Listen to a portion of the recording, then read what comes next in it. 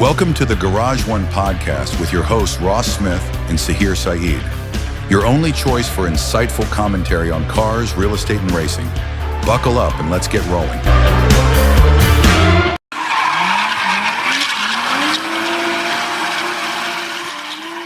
Hey, gearheads and race fans, welcome back to the Garage One podcast. We're back. We're so back. Man, we're being glad to close out the new year or the old year, and let's excited about the next one because I'm pretty much done with this one. Oh, I'm so done. You know, Just like we're so back. I'm so done. I want to throw it and go. I'm out. Yeah. What was this? Yeah. How is it December? I don't know. How did it all happen? What happened? I no idea. I mean, we were just talking about going to the Ferrari Club Christmas party.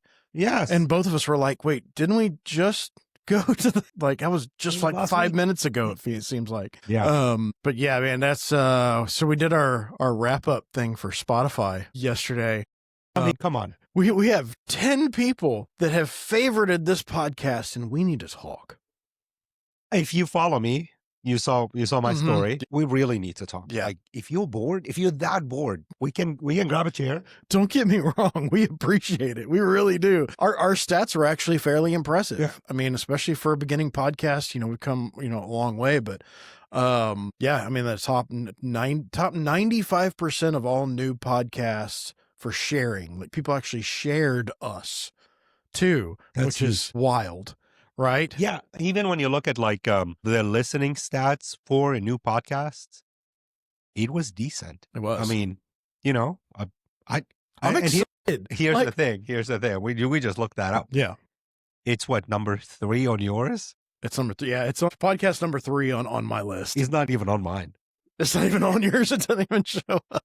Okay. Before you go into read too much into that, we do so much editing on this, and we go back. Trust me, we've listened to the podcast. We know how we sound 5 times without being on Spotify. I've also listened to all the podcasts too much, so we don't have the episodes yet. To be honest, I mean, we're always looking for new ideas. Yeah. We're looking for how do we want to structure this? What do we want to do? What do we like about other podcasts? And speaking of that, can we get some feedback, y'all? I would love to hear by Saher's post the other day, those 10 people that favorited, I would love to hear your favorite part about this. Yeah. What do you like? What do you don't like? What would you like to see more of? Now we've got some cool plans for this next year. We have plans of our own, right? Yeah. But I think the factor here is a lot of times what we struggle with is how much do you want to know about F1? How much do you want to know about everything else? What is it that, we are car people. Right. We can talk about any car you throw in front of us. We will talk about it and go the extra mile. But is that what you're interested in? Right. Yeah. I mean, we banter back and forth about F1. I mean, in our office all the time. Yeah. Constantly. Yeah. So it's just natural for us to dive into that. But I mean, hell, we got off on a couple of the topics that we're talking about today already. 30 minutes and we say all the time, we're like, crap, we should be recording this. This is great stuff. Because he steals my ideas. I do. All the time. I'm not original. I get most of my stuff from Saher. That's a joke. Man, we got some interesting stuff. Let's dive right in with that being said. Anything else you wanted to say about this? I'm thankful for everyone that puts it on and listens to us and just gives us a chance. Yeah, for sure. Interesting stuff coming out of Europe. Yes. So they have decided to cancel the ban on internal combustion engines for 2035. That does not mean that date is not going to move further in the future, right? Give us a little bit more insight on what are your thoughts on that? Well, I mean, most of the countries have had set dates that they're shooting for. You've got the Scandinavian countries, for instance, they have a higher rate of electric vehicles already. Right. That is the majority of their new car sales. Yeah. So countries like that, even if they push it away, even if the EU pushes the dates away, it's not going to change the sales that are happening right now. Right. So a lot of times we look outside and we're like, how is this brand surviving? Right. For sure. That's where their sales come from. And it's not just in the United States where EV sales have been dropping. I mean, it's been dropped everywhere. More of a standard in Europe than anywhere else. And they're still dropping over there, especially outside of urban areas. And that's the thing too. There's a shift, right? So when we talk about dropping, Tesla is dropping across the board, right? I mean, disastrous numbers in Europe. I mean, it's it's kind of sad. Yeah, it's a massacre. It's like you look at it and go, is it really that bad of a car? It's not, but they have more competitors. True. Right? In Europe, there's more competitors. And better competitors, right? Right. I mean, a BYD costs you a third, and it's going to have better mileage or range, better quality build, better materials, better tech, right? For a third of the price. Yep. And tell me what not to like about that. I mean, right? Yeah, it's very hard to, and we would have the same thing here if the entry door for BYD was actually available and open, right? Sure. It's not. They have slammed that door shut and locked it 4 times. Yeah. Yes. Yeah. And that's the only way that the EV market has survived in the US, or Tesla. Obviously, they have all the other ventures that they have spread into that are money making at this point, but there's competitors out there. Right. So even when those dates are being pushed back, the companies are going to continue building and making and developing. Oh, for sure. Improved, because they know that this date is just going to come back. Instead of 2035, it's going to be 2045. And now, funniest thing, you look at, have you ever seen the smallest Aston Martin build? I haven't. Okay, so there was a time where I might have to add that one in later. What? Later, yes, it's going to be right there. Right. There was a time where Europe basically said you need an average emission per company. Like each company has an average emission output. Okay. Across their vehicles. So based on the sales of the vehicles that were coming out, correct, they took like the cumulative pollution number, correct, and that was your max? Correct. Okay. I was trying to understand. I was like, I get the concept, but it's a lot of emissions credits, right? Okay. Europe runs a lot of an emissions credits. So if a company produces a lot of emissions, they buy emissions credits from a different company, basically. That's in the general spectrum. It's in the US too, but Europe does that quite a bit. Well, they did that for cars similarly. And a company like Aston Martin, at that point, was producing the Vantage V8 and V12. I think at that point, it was the DB9 had just been released. Emissions were garbage. I mean, out of those. Right. And so they went and they rebadged a Toyota Yaris. Oh my God, as an Aston Martin. As an Aston Martin. You've got to be kidding me. And they called it the Aston Martin Signet. And like it was Signet ring? Like it was a Yaris. It was a Yaris with the grille of a Vantage, basically. Okay. Very interesting vehicle. I've got to go look this up. Okay. Apparently there's I think Doug wanted to buy the only one that they build where they actually put the V8 from the Vantage into it. Yeah. Into that Yaris that was supposed. Yeah. Now that's a car I'd like to drive. Right. But for some reason, I don't know if it was like a prank, because Aston Martin was the only one that did something like that. All the other companies just waited it out, and then that's so rules changed somehow. Right. But Aston Martin released it. It was sold. It was in magazines. I think it was 35,000 euros at that point. It was like cheap too. Yeah. Because it's a Yaris. Yeah, and obviously knowing Europe, and they're way more progressive on that end than we are. This is not going away by any stretch. Like they're gonna push it down the road. Yeah. I mean, there's some other topics that we're gonna cover here later that are kind of go over more of why this is, but I mean, they're not the only ones. So the US now, apparently, we have relaxed our cafe standards. Trump did this. Not the cafes that we know and love and want to go get coffee at. Fortunately, cafe standards has to do with emissions on cars. And so this is an attempt to, from what I understand, reduce the amount that the cost of the vehicles. So they don't have to put as much. Take for my diesel example. So I have what's called a DEF system, diesel exhaust fluid. And to put that system in that truck is about $5,000 to $6,000. That's a big, on top of a $40,000 truck, that's a big add. So if the manufacturer doesn't have to do that anymore, and especially with diesels, like I don't even have to go get my diesel inspected anymore in Texas, because it burns super clean. I mean, hell, I'm getting 34 miles to the gallon on a crew cab pickup, Wait, it burns clean without the DEF. Yeah, I mean, it's actually not that impactful. So that's obviously the reason behind this. They want to try to reduce the cost of vehicles and some of the restrictions on manufacturers. And I'm okay with it, but I'm also like, okay, but there is Like we talked about that yesterday. Yeah. The emission standards are, I mean, over here we are praising a Prius for getting 50 miles a gallon when any Mercedes, BMW in Europe is getting 60. Well, and that goes back what we're talking not about. any, but like But that's the thing is like diesel over here has this stigma behind it that it's just this dirty, like, you know, you're thinking the truck's rolling coal down 59 from some construction worker, you know, that's not, you know, that's not the diesel. That's not the diesel that is so popular over in Europe and gets such great gas mileage and good torque, good gas mileage, burns clean. I mean, and diesel was for the longest time subsidized in Europe. So was it? It was always cheaper. So running diesel was the way to go. Well, and diesel is cheaper to manufacture than gas anyway. So typically here in the U.S., I mean, obviously it's a little bit lower, you know, on the scale than regular gasoline. But yeah, I mean, I'm okay with it. I mean, relaxing is one thing, getting rid of it altogether, which they had talked about. I mean, I'm not a tree hugger, quote unquote, by any stretch of the imagination, but I'm also more of, I'm not an environmentalist, but I appreciate the outdoors and I want to sustain the outdoors. And you know what I mean? I feel like regulations have to be there. To some extent. They have to be. Because if you don't, you end up being Indonesia, having 900 tons of trash in your ocean. Not just that. Yeah. It ends up bringing us right to what has caused the U.S. market, production market in cars to be terrible. Yeah.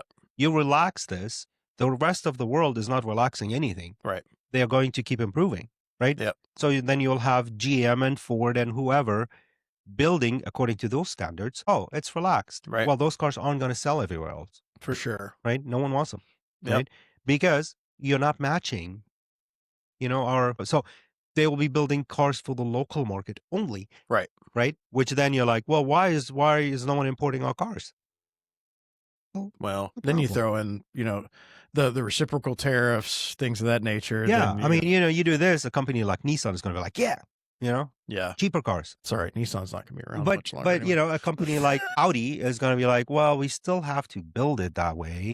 Right. Well, this kind of ties into another subject that we were talking about. So like, obviously the electric cars are starting to lose popularity. They're not selling. They're sitting on lots. I do feel like that there's some huge strides being done on renewable fuels, right? Like I got to talk to the guys from Total Energy at WEC, right?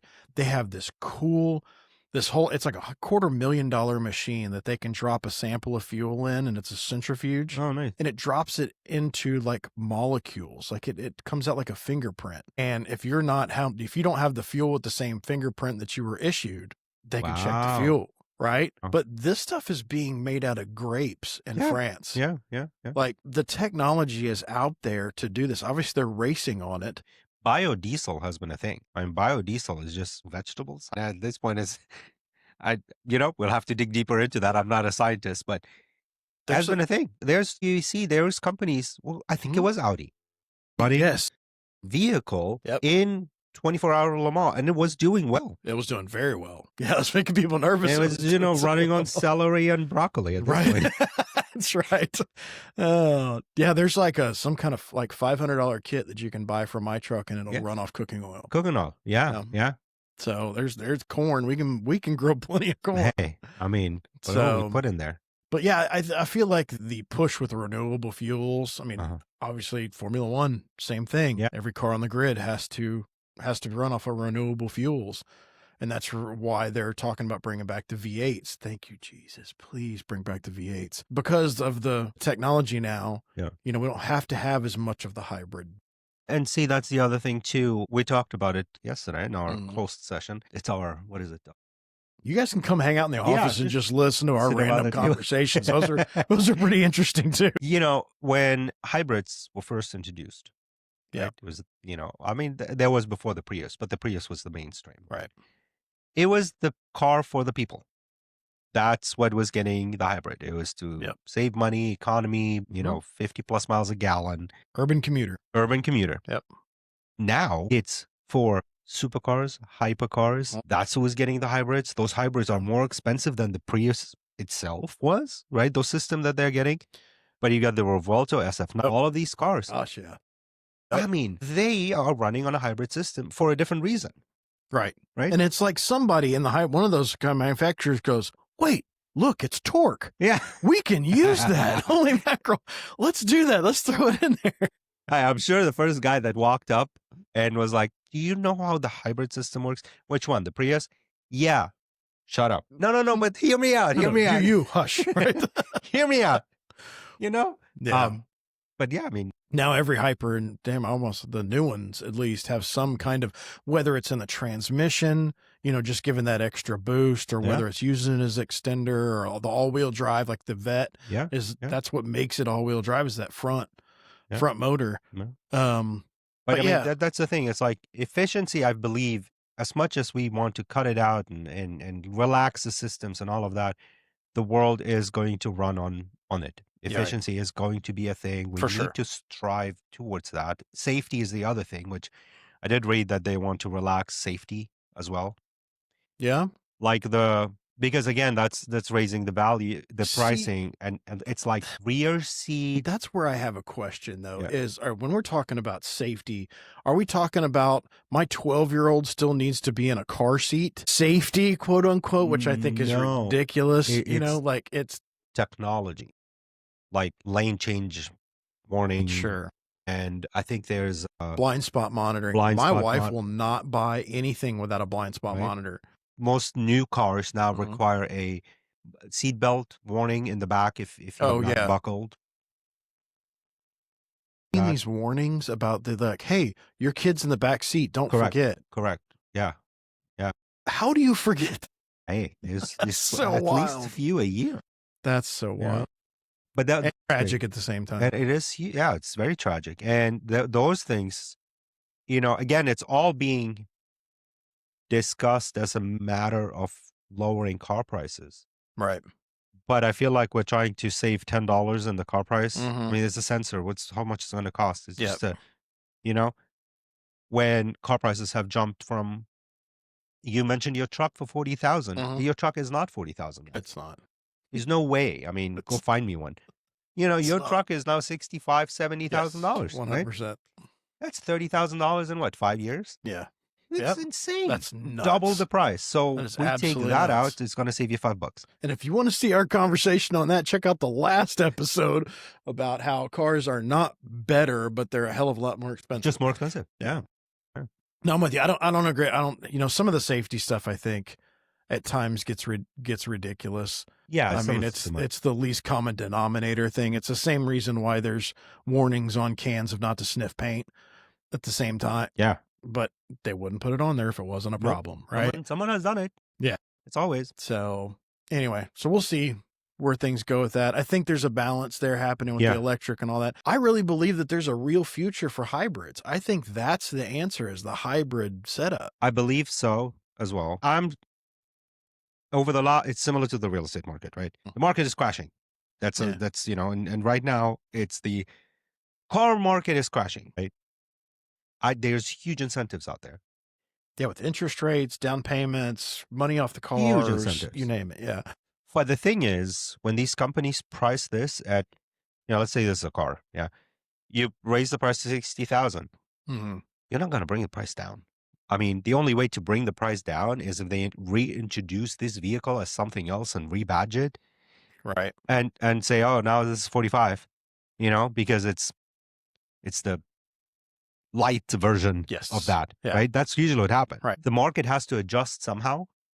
And most likely it's going to be one of those light versions. Mercedes did that a while back when they brought out the CLA for the first time. That was really just to drop the price of the C-Class because the C-Class was struggling. Right. So they brought in the CLA, dropped the price, and then dropped the price of the C-Class as well with it. It's like, we have this car with this car, and then just kind of reshuffle it without anyone noticing what's happening. For sure. And I feel like we are in one of those times. Yeah.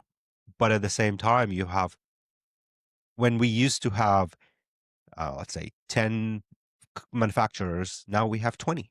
Yep. 25. I mean, there's companies popping up out of nowhere. It seems like every 5 seconds I see something else on social media about, hey, somebody else is bringing either an electric car or some kind of hypercar. Yeah. Like apparently that's a new thing. Now everybody wants to make a hypercar. That's another thing. Of course, I'm not mad because that one, the Nilu, have you seen that thing? All analog. I mean, it weighs like 2,800 pounds, something like that, with a valve naturally aspirated. I am not mad. And a manual gearbox. But the designs are getting ridiculous. They are. Those cars do not look like they are. I mean, it's just stop asking ChatGPT to design your car. They all look the same. Stop it. Bring back Pininfarina. Bring back someone. Amen. I mean, I was researching that yesterday. You know, the Murcielago was designed by a guy that is now the chief designer for Genesis, Hyundai Genesis, right? So when you look at the Genesis, you're like, this looks great. Well, the designer designed the Murcielago as a vehicle. The guy knows how to draw a car. Right. And I don't want to be that guy that's like, hey, the new rear engine or mid-engine Corvette looks like a Ferrari. Well, no kidding, dude. It's a mid-engine car. They all fairly have the same shit. You know, everybody says, oh, it looks too much like a Corvette or whatever it is, right? Yeah. Hell, we had that discussion about the Hyundai, or what had just came out, the LFA successor we'll talk about here in a little bit. You know, hey, what does this look like? What does that look like? I know that certain vehicles are going to share certain things, right? But be more original. Like the design portion of it, I feel like is very lacking. Well, I mean, brings back the whole conversation about Jag bringing out the Type 00, which now has been nixed. I mean, the guy has been fired and all. The guy's been fired. And the car is just a prototype, will remain a prototype. But let's remember that Audi... Yeah, didn't Audi design the same car? Almost exactly the same. Like you move a few polygons and it's the same. It's the same car. So, yeah. That's wild. So, speaking of new cars, hey, by the way, how are you liking your new car? We don't talk about that.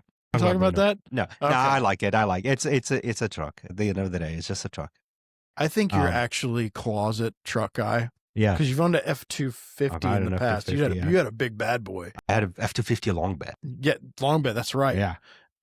So I think you're just a truck guy trying to grape. Just kind of like go away a little bit and come back. Yeah, no, it's an F-150 Lightning Flash. Right. Now, again, incentives. They're throwing these out. I mean, it's almost... Insert Lightning McQueen gif right here. Like $20,000 off. Man. Yeah. And that truck goes from 0 to 60 in what, under 4 seconds in a crew cab? Yeah. Which I had to teach myself that just because it can, you shouldn't. It doesn't mean you should. Because your tires are going to hate you. Tires are going to hate you. And I drove to Katy last week and I'm not even there. And I lost like 20% of charge. And then I realized, oh, no. It's a freaking Did you start to get a little bit of range anxiety? No, you've had Teslas. I've had Teslas. Used to all that. Yeah. It's not that. It's just like, wait, hold on. What's happening? 20% is, it's technically 60 miles, but I've only driven like 25. Oh, yeah. And your right foot is laughing at you going, I did that. And I was like, well, maybe I should not be going 90 miles an hour consistently. Fair enough. Yeah. Because they're really efficient in the city and like 70 miles an hour. For sure. But I was going fast. Yeah.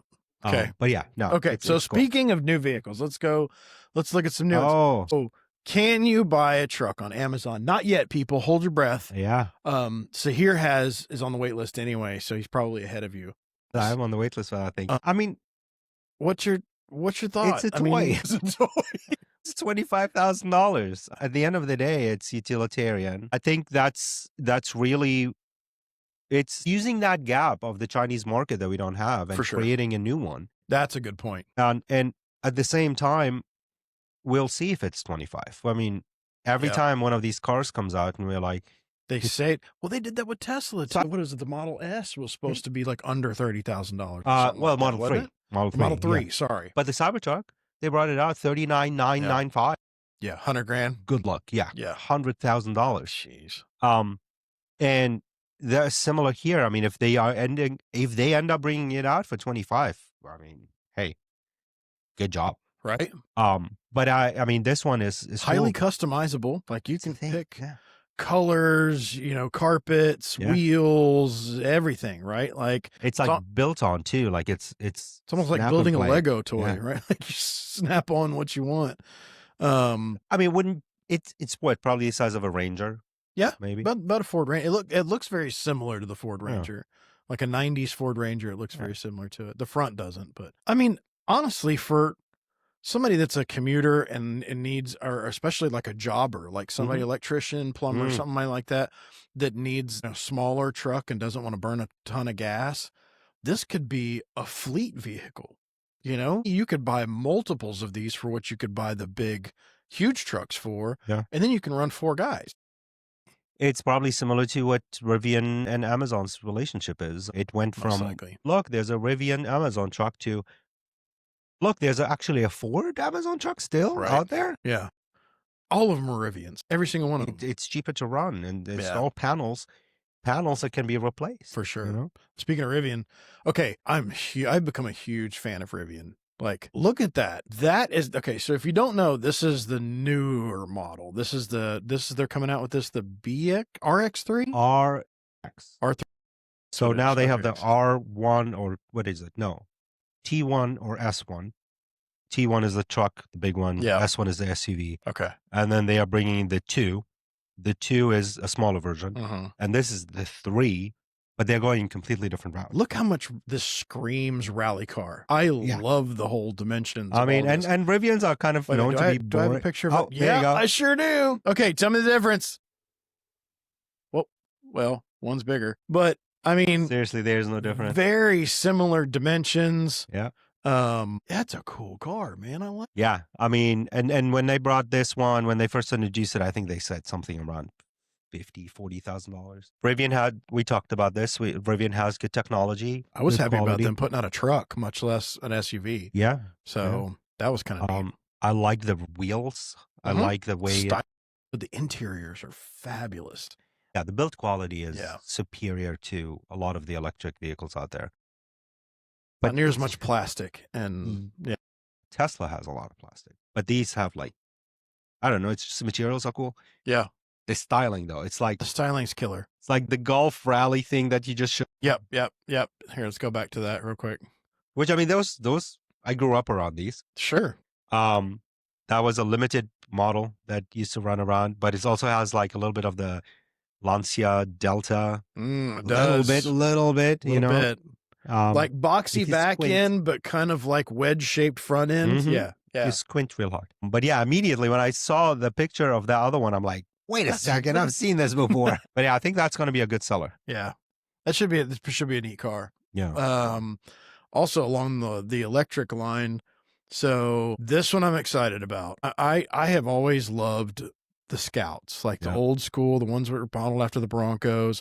They are incredibly hard to find now. They used to be able to buy them for $1,000. Yeah. Easily. 351 Cleveland, I think it was. It was in their big old V8. Just awesome cars. But now we have this, which, okay, so correct me on what's the powertrain? It's electric. It's electric with a gasoline motor. So it's either pure electric or electric with a range extender. So you have an option. I think they're calling it the Harvester model. It harvests. Okay, if you don't know, that harks back to, Scout was owned by International. It was made by a company called International. Yes, the same International tractors that you know, but there was an International Harvester model. Yep. So that's where that name is coming from. And Scout now is owned by Volkswagen. It is a Volkswagen brand. Yep. It's a subsidiary. Yep. 100%. Yep. But yeah, so they have a gasoline engine that is not powering the vehicle. Right. What it does, it basically acts as a generator. Just like you'd have outside your house that powers the home, it's a generator. So pure electric, it will run 350 miles. With the harvest option, it will go to 500 miles. And, their idea is long distance, have that option just to be able to be a true, like, cross country. And I mean, 500 miles of range, we say it. My Ineos, it's what was like 300 miles max, 280. Oh yeah, really, for sure. So I mean, getting to 500 is actually impressive. Yeah, that's a pretty big number. But I'm very excited about this because They're doing big things. They look great. They do. They are marketing them really well. They are very appealing. You mentioned, what did you call it? And it's a true off-roader. Like it's articulated suspension, like it, whatever UPG people keep calling things trail rated. Like it trail rated. And I know what that is. That you have to reach a certain, we won't go into that. Also. It is just like you said, this is what the Bronco should have looked like. This is exactly what the Bronco, I did say that. The Bronco, this is exactly what the Bronco should have been and look like. And knowing that Volkswagen owns the company, and Volkswagen made a $5 billion investment into Rivian not too long ago. Oh, okay. It's Rivian-ish. Rivian-ish. Yeah, very true. Yeah. I like it because it's got enough of the original Scout. It's got a shade of Bronco and almost like a little bit of 4Runner in the back. Yes. You know, with the angled window and like that little design cues. I think it's a really well done. I love how they maintain the badge. Yep. You know, the way Scott is written. You know? Oh, yeah. I'm going to point right here, so you put it up. Yep, I'll put it right here. We're going to put the badge up right there. Let's see. Okay, so kind of going away from some of the cool electric stuff. This bad boy dropped last night. This is fresh. So don't call this a Lexus or a Toyota. Apparently they're going to get mad at you for that because there's no Lexus or Toyota badge anywhere in here. It is a GR GT. Yes, it's going to be its own division of Toyota GR. Interesting. They're going to be their new performance division. We were told that this was a Lexus, but if you notice, there's no Lexus badges anywhere on here. I did hear that Lexus is going to be the one selling They it. are. They will. But that makes sense because Toyota has been having issues with Lexus in general and are working on introducing Century as a fourth brand in this case, right? Because if this is sports, because they're going to have the GR Yaris, which is the rally monster little car. They'll have their supercar. Yeah. And there's rumors that, from what I understand, I was reading a whole bunch of this stuff last night, that they're going to have a mid-level. Yeah. You know, typical try it like the Supra. Yeah. Like a redesign of the Supra that's going to be under the GR brand as well. It's an interesting swap there because for a long time people were like, no, you know, this was a huge failure. It's just a BMW, blah, blah, blah, all that drama. But all of a sudden it started picking up. Yeah, people found it, I guess. You know, it's because same thing happened to the Mach 4. I mean, people were like, nah, and then out of nowhere, Mach 4s jumped in price. Yep. And the new ones. But again, let's go back to this. Yeah, for sure. So Lexus is going to... I think I've got a rear shot of this too. There's the... Lexus is going to sell it. GR is the brand in this case. Because that's the one thing I really looked at. Like, if you notice, there's the GR. There's no brand. There's no Lexus brand. There's no, like, side badging, any of that stuff. And I think it was in the Drive where I saw that article. But then I started digging. I'm like, interior shots, all that. It all has the GR kind of branding over here. Which matches with the news that came out yesterday, the other news. That's right. Yeah. So apparently, of course, we're going to veer off into F1. That Haas is actually, their title sponsor is changing. So now it's going to be Gazoo Racing, GR, Haas, Formula One team. Yeah. So called it. Right. No, I didn't. You talked about that months ago that was going to happen. And I think this is kind of Toyota's way of like getting back into F1. Their first attempt did not go well. And all of that dropped yesterday. So it was in preparation for this. Yeah. They had the whole day planned yesterday. It was a press day. Design-wise, tell me what you think. I like it. I think it's got a lot of Sylvia touches up front. Yeah. Like we would call it 240SX. See it quite a bit. But if I go back to this one, for some reason, the front end looks like Mustang GT or Mustang Dark Horse. A lot, but it also, like this shot is giving me S2000 vibes. It is, and I think I texted you too about that, is that this, if you put the Mercedes, your car, like the GT, and this, and just did the silhouettes, it would be really hard to tell. It's very close. Yeah, except, I mean, just the headlights. But yeah, it's that long hood concept again. Yes. Middle engine, and it's just. Let's increase it a little bit. It looks great. I need to see it in person. Yeah. To really. Dimensions in person are completely different than on paper. Because it looks great. There's a lot of lines going on. There are lines. It just needs to, maybe a different color. Because being me, the first thing I noticed was some of the aero stuff that they did, like the holes behind the front wheels to pull dead air out of the wheel wells. I bet you this funnels air through here and goes all the way down the body to spoil it around the back. You can see it going inside and back out for sure. So this spent a good deal of time in the wind, and it did really good when they ran it to Woodworth. Yeah, Woodworth, right? Woodworth. Yep. All camouflaged up. But then, do you have a shot of the back? I don't. I just because we talked about this in the teaser shots. The back looked like a Corvette. The back looked, okay. So let's go back to this one. So especially right there at the back, that dome, when you look at it from the back, that narrower coming up and wider looks a lot like a C6 back window. Now, amazing specs. Right, 650 horse V8. And about the same amount of torque, too. So it's squared with horsepower and torque. It is an absolute monster. Yeah. And then they completely scooted up by introducing last night the LFA all electric. Yeah. What are you doing? I know this is hard to believe, but I have nothing to say. What are you doing? I don't know. Who knows? And from what I hear, this is going to be close to a $500,000 car. That's what I've been told. This is going to be close to $500,000. It's going to be knocking on the door of $500,000. I mean, that's hypercar territory. That's everything else territory. Right. You get any twice for sure. Like if you had $500,000, what else would you spend on it besides $500,000? Yeah. I mean, you can get an older GT3 and a Huracan and probably have still money for some base something else. Yep. I mean, come on. You probably get a used Revelto for that. At this point. Yeah, you're getting there. Yeah. Mid 600s at this point. For sure. Yeah. But 1,000. That's it's just a bunch. And that's the other thing. I mean, we keep talking about cars being priced way too high. I was reading articles about the Prelude, the Honda just brought out. That literally just looks like a coupe Prius. Weird. Always Honda. 2 liter. I don't understand Honda right now. But it's 2 liters, 200 and some horsepower. Yeah. The car is whack at the end of the day. Yes. Right? $50,000 sticker, which is already overpriced because the car has no performance. And then those dealers are charging $10,000 to $20,000 on top of it for a car that has no performance. Do you not want to sell the car? Right.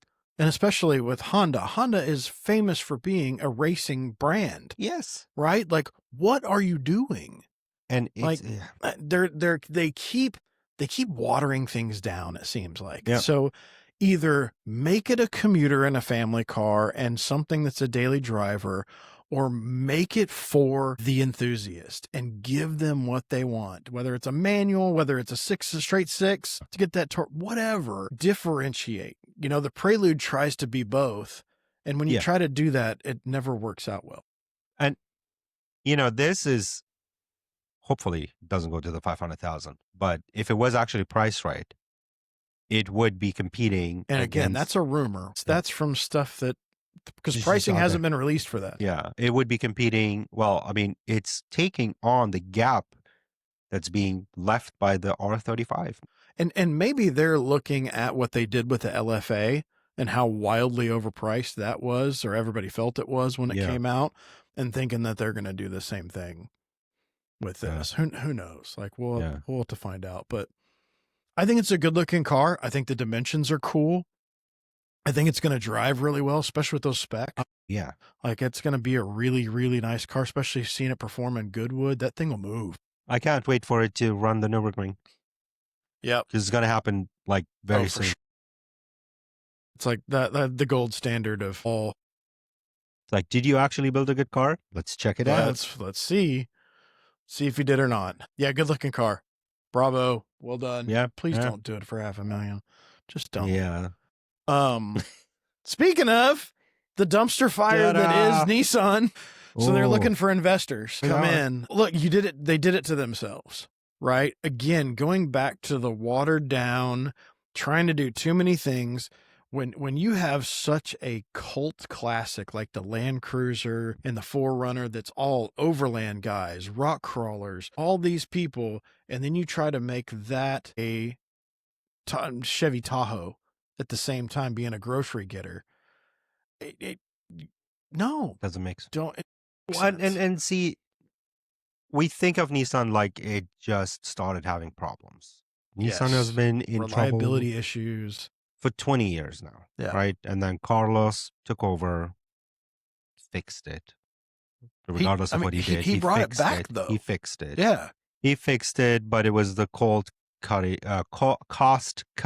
fix. Cut all of the costs, but somehow still bring out the R35. It's got costs everywhere. Right. The Altima was basically the same car running for like 15 years, and every year they would just change the exterior styling a little bit. Oh, yeah. Just a little bit of a tweak so that the enthusiasts will go, ooh, that's the new one. Yeah. But, when he left and they can't get out of that, they are so deep into cost cutting. It's like Red Bull. Yeah. Sorry, I had to cough there. That they can't get out of, just what they can't get out of their own way. No. Yeah. When you're putting out stuff like the mid 2000s Altima, that's like a milk toast car. There's like, everything wobbles. And they are at a point where it is a Japanese company. They are notoriously harder to steer than any other company out there. Yeah. Because the government is involved. Everybody is involved. Oh yeah. And then there's the ego and the respect because they had a deal.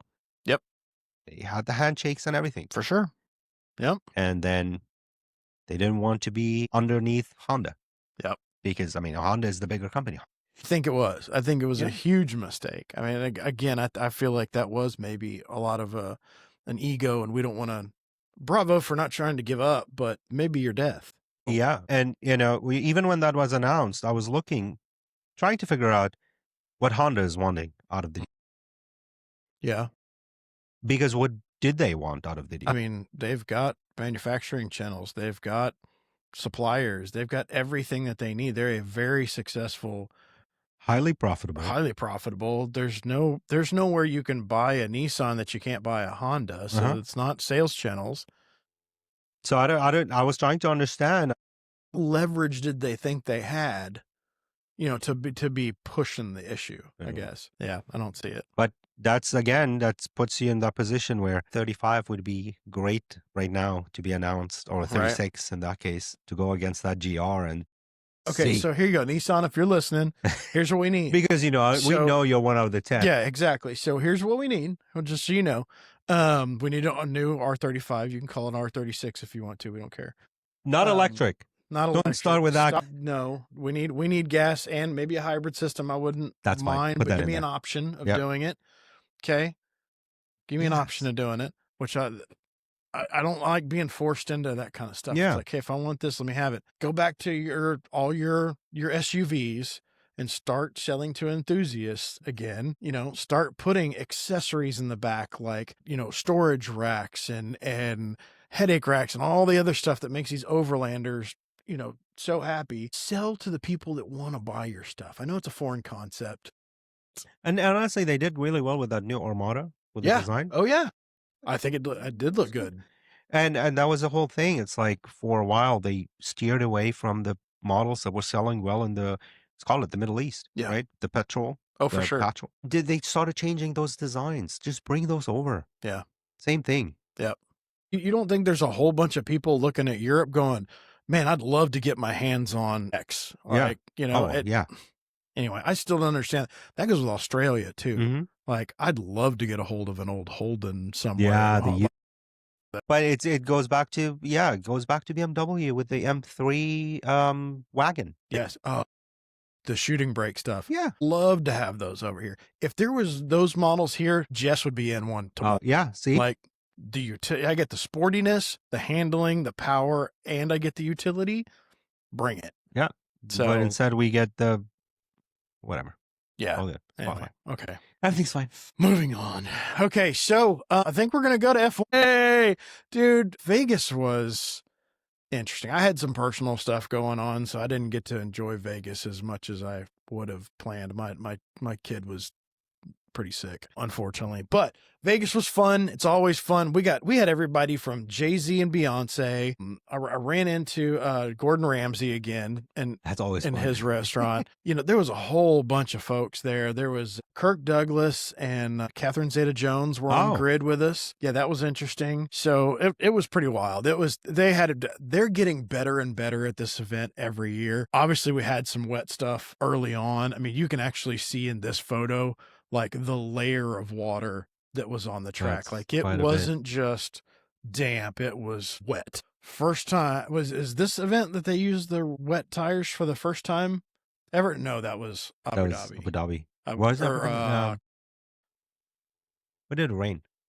I don't know now. Anyway, it was really, really wet the first day, and it was cold as crap. You can see everybody's wearing, heavy jackets. Yeah. I think it didn't get over like 50 degrees even during the day in the desert, much less. I called my brother and I was like, hey, I heard you guys are trying not to be a desert anymore. He was like, yeah, you're funny. Yeah, that's it. But obviously the wet was kind of interesting to deal with. But, in the end, it was a really good event. Just a couple of pictures from the grid. You were in it. You were right there. Cars lined up. Like I said, they're getting better and better at this event every year. A lot of the cheesy stuff went away with like the announcers and all the other stuff. Thank you, Lord. Come on, y'all. I mean, I'm all about having fun, but there's a limit. Let's make sure we inject some class in there.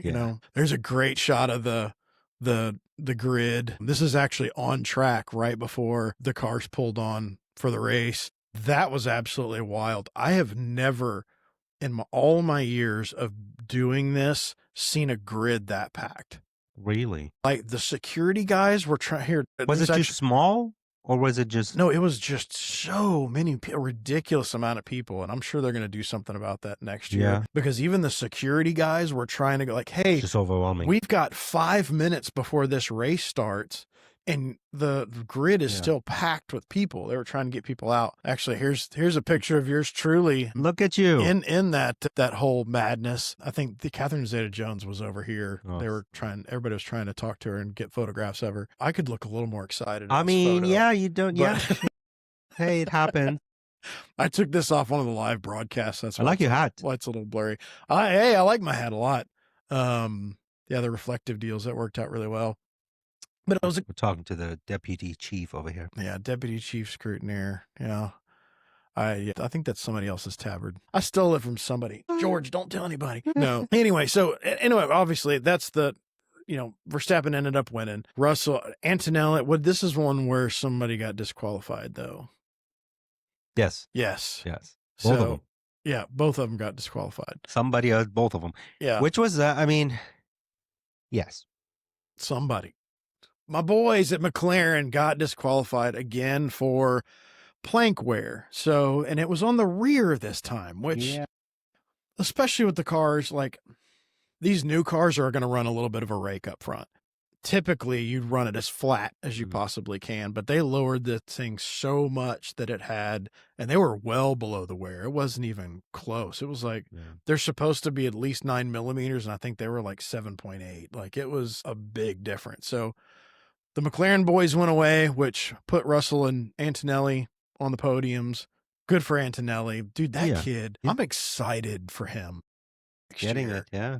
This kind of created what we're going through right now. Yep. With the championship, right? Because it was like, it's one of those things where it's like, okay. Are we going to get into conspiracy theories? Yes. All right, let's go. Because without this, we wouldn't have the tight race we're going to have this weekend with everybody is just so tight. Points away from each other. Without magically them making a terrible tire strategy at Qatar. Both cars disqualified in Las Vegas, but both cars just get disqualified in Qatar by themselves. Well. They disqualified their strategy. It just, we know there's a lot of money involved in this. Yeah. We know there's a lot of money. And if there's no competition, then there's no money. And now because of those two things, now we're down to a race this weekend, which is going to be fun to watch. Don't get me wrong, but it's probably going to be record numbers of people. I mean, back watching. since 2021 is the last time we actually went all the way down to the nail-biting last race. That's just a coincidence, Saher. That's just how things happened. And let's disqualify the team that... Right. None of this is orchestrated or thought about ahead of time. WWE, but make it F1. No kidding. Somebody going to come off the top ropes all of a sudden with a chair.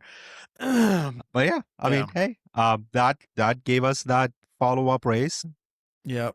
So, and obviously if you watch Qatar, that was... Yeah, there was a couple things in there. I didn't put any slides in here about Qatar because I kind of didn't want to too much on F1 for this race because it's the end of the season. And I'll be honest with you, I'm ready. To put it to bed. I'm ready just because I know that 2026 is a whole different caliber, new cars, for sure. Everything. It's a new ball game. Completely. So many new teams. Yeah. I mean, even if they're not teams, names on the grid. Right. Got Audi coming in, you got Toyota coming in, you got Cadillac coming in. Yeah. What you needed to know about Qatar is that it was totally a tire race. Yeah. It was tire management. Yeah. I mean, but that track has always had issues because of it's in the desert and there's sand and the track is it's just a high-speed track. It is very much so.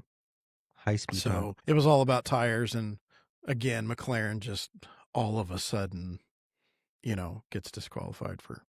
I'm like, what are you doing? Yeah, or doesn't do the right tire strategy for that one. I know everybody pitted except for those two and Sainz. Which worked for him. He ended up on the podium. I'm so happy for that guy. That's his second podium this year. I saw Williams. Oh, you know what I have to add? I saw a graphic that had all of the teams that Sainz had been with. And how when he got on the team, how much the points jumped. Did you see that? I saw that. And I got to throw that up here. It's going to be right here. But that was very interesting because if you go back in our episodes, we probably talked about how bad Sainz was doing. Yeah. Albon was doing pretty good. He was jumping up into the mid-pack. Albon is like a 7th position, kind of just like Russell. Russell randomly is in second. Whenever you look away. Yep. His little comfort zone is 4th through 2nd. Yeah. You watch a whole race and you never hear his name. And then, he finishes second. All of a sudden, at the end, he's either on the podium or in the wall. Yeah. One of the two. Where did you come from? But that's, that's Albon. Albon is somewhere between 9 and 7-ish. Yep. And then you've got, we talked about that yesterday, I think. Sainz, when he had his epiphany. Right. Because he came from Ferrari and he said it in an interview. He was like, I came from Ferrari the first 5 races or so. I saw a Ferrari that was trying to pass me and I fought the battle. I saw a Mercedes and I fought the battle. Right? Because in his mind, he has always raced for the top team. Right. And he had a front runner mindset and was trying to get fight everybody he could. Everybody he could, right? And then he's like, no, if Verstappen is going to pass me, let him by. It's not my battle. And that's huge. It's huge to recognize. That is not my battle, right? Let me fight the ones that I actually should be fighting. Right. And I mean, I think that has been because when you look at it from that aspect, and I think that's very mature of him and probably a hard pill to swallow, especially coming from Ferrari, is that when you are fighting the battles you're meant to fight, then you're going to get better data of where you are. Yes. So that you can make the car better. Yeah. So to your point, I think it took him humbling himself a little bit to actually make the impact that he did. Yep. So, and they ended up 5th on the constructors, which is huge for them. For sure. That's millions of dollars in prize money difference. So good for them. Super glad to see that. I got tired of everybody saying, well, it's just a Williams. Like, that's one of the most winning teams in Formula One. Go back and look at your history. Besides Ferrari. They did lose Sargent. Well, I know. That was a huge blow, and everybody's very disappointed. Yeah. Especially the walls. Yeah. Oh, yeah. The walls are, no, the walls are sighing a big relief. Like, oh, God, thank you. He's gone. I don't have to get rebuilt every race. Anyway, I'm being mean. That's okay. It's okay. That's my podcast. I don't think Logan is one of the top 10 listeners. Right. Man, that's really like, it was a good race. It was awesome. Like I said, Sainz on the podium was great to see. Piastri got to score some points, which he desperately needed. Predictions for this coming race. Like, we're going to be out at Rafa, hanging out with them. Verstappen wins, right? The race. Lando has to be third. Yep. Or better. There's so much convoluted stuff. Right? And that's really what I'm looking at. Yeah. The main thing that I'm going to be looking for is if Piastri and Lando are going to battle this out, or if Piastri's going to play the teammate. Because you look at the history, we haven't had a situation like this where there's no teammate. All you need in this case is a teammate, right? And this goes back to what we've talked about before too, is that their strategy so far has been like, we're not going to favor one over the other. Well, when you get into situations like this, it makes it very clear cut. Yeah. And it makes it a lot easier. Yeah. I mean, now you've created the situation that, is he going to fight? His chances of actually doing it, if you look at, like you said, like the situation, are pretty slim. So does he accept his fate, or does he fight to the death? And the simplest thing is going to be Verstappen is in first, Piastri is second, and Lando is fourth. Right. Okay. Lando needs to be third. Will Piastri drop 2 positions? I got yes. Right? Yep. To help his teammate. Right. Or, I think that's going to, I know what Mark Webber would tell you. Yeah, of course. Yeah. Mark Webber going to lie.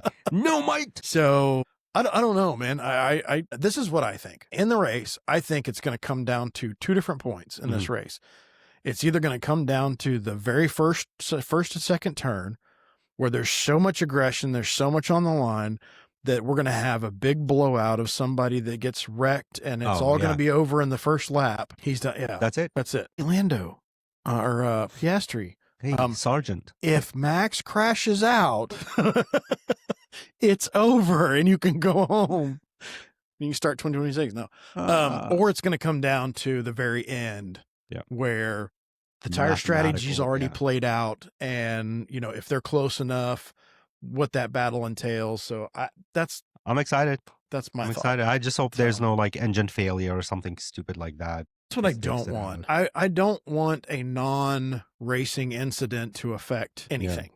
Yeah. Right? And then if it's racing, it's racing. And then you look at it. If Piastri does do that and drops positions, is that going to impact Lando's just legacy of his first World Championship win? Is there always going to be an asterisk? Oh, that's Hamilton benefited from Bottas, that's for the true. Longest time. But Bottas was a great team player. But he was a team player from the get-go. This would be like an assist. Yeah, 100%.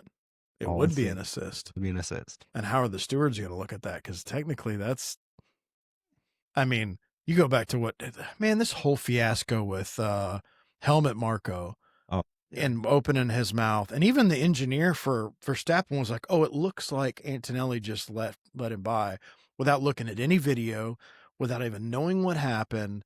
Come on, man, be better. And then this dude's Antonelli's getting death threats on the internet. Well, Verstappen spoke out first before his team even spoke out. Marco just needs to shut up. Just put him in I don't even know what he benefits the team at this point. I don't know. I know he has the ear of Red Bull management, obviously, because I still think he was the driving force, and what's his name getting let go? Horner. But at the end of the day, is anybody saying, hey, what does Helmut Marko think? No. I don't know of any fan that really gives a crap. We know what he thought about Hadjar in the first race, and guess who's driving for Red Bull next year? Congratulations, Hadjar. Yep. Sure did. So that guy needs to go. Oh, no, poor Yuki. I think he's going to IndyCar. He's still signed on as a reserve. Is he as a reserve driver? Test driver, reserve driver. That's interesting. For 2026. I heard that they were testing an Indy in a Honda. It's probably contractual. He probably has enough money getting paid in 2026 still. And I want to see the guy do well. I think he's grown up a lot. He had some anger issues, to be honest, at the beginning of the season and a little bit of last season. Yuki, if you open a restaurant, can we get invited? Thank you. Yeah, no kidding. He's our foodie guy. That's all he wants to do. Yeah. So Him and Gordon Ramsay have been really. They did a commercial together for, I think, Hexclad, like his line of the Hexclad, dishes and pans and stuff or whatever. Anyway, so 2026, can't wait. More balanced car. I think they took almost 20% of downforce off the front end, and transferred it to the center. Yeah. So it is going to be a more balanced car. I've heard a lot of people hating on the DRS and all that stuff, and what they're calling a push to pass. Guys, if you understand the way that car is set up now, it is way more balanced car. It's not heavy front and rear. So if this is on a balanced car, to just open up the back at 200 miles per hour, guess where you're going to be?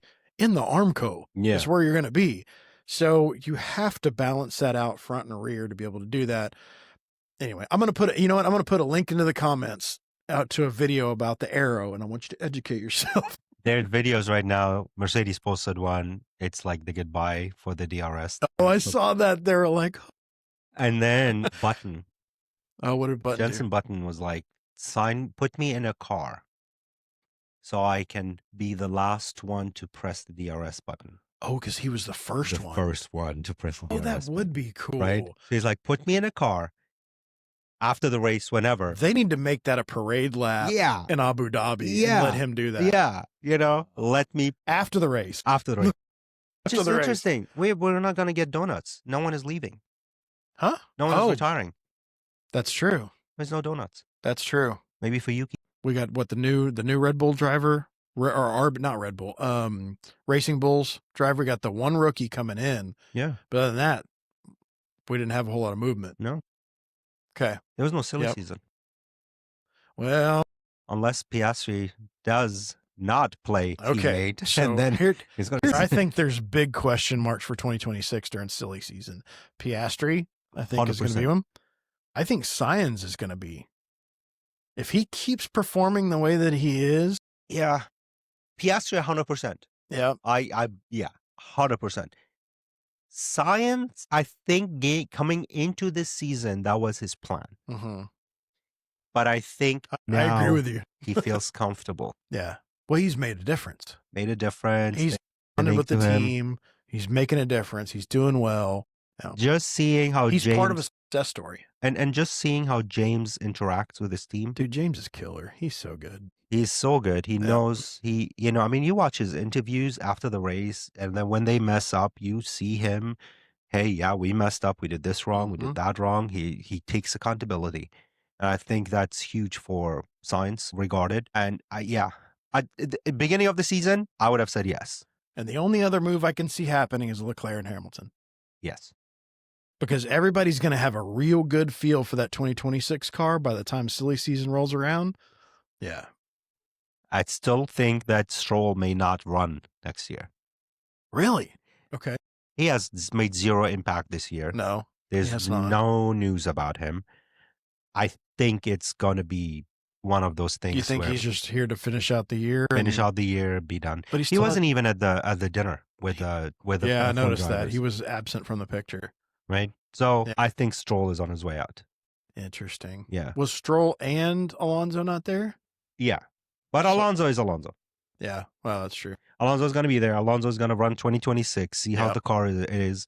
If he likes the car, he'll stick around. Yeah. If he doesn't like the car, he'll be out. Oh, and the only other thing, too, is Adrian Newey, big news, is taking over and becoming principal for Aston Martin. That was part of the original deal. He wanted ownership in it. I didn't expect him to do that. I didn't either. Because, if you go back and look at all the stuff that he's written, like his books and all that stuff, he doesn't want to be in charge. He wants to be at his drawing board and doing the engineering stuff. So for him to go front and center is really interesting. And also the timing of that too.